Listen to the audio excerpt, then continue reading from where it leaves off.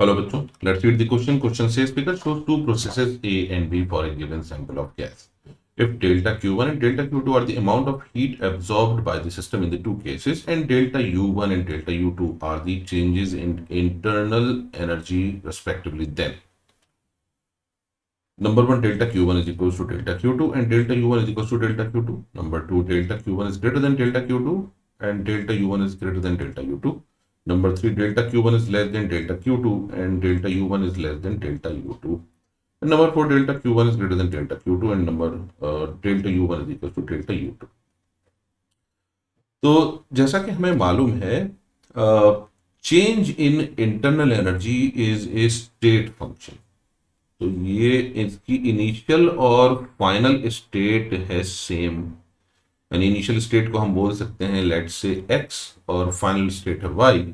तो इनिशियल और final state same है, इसलिए change in internal energy in both the cases यानी U A and U B that is u1 is equal to हो जाएगा delta u2 because it's a state function.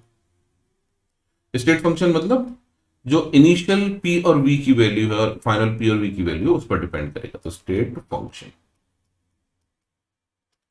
जबकि हमें मालूम है according to first law of thermodynamics, delta Q is equal to होता है delta U plus delta W and work done is a path function.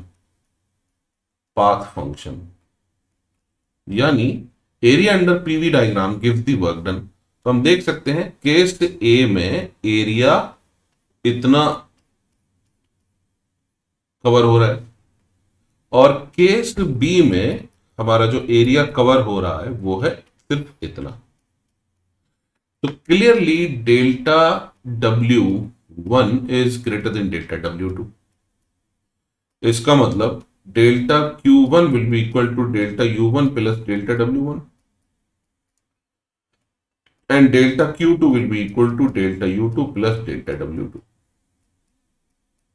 तो जब W1 ज्यादा है तो Q1 ज्यादा होगा, तो इसका मतलब delta Q1 will be greater than delta Q2। तो हमारा आंसर होगा delta U1 is equal to delta U2 and delta Q1 is greater than delta Q2 which is option number 4। I hope you understood the solution. Thank you.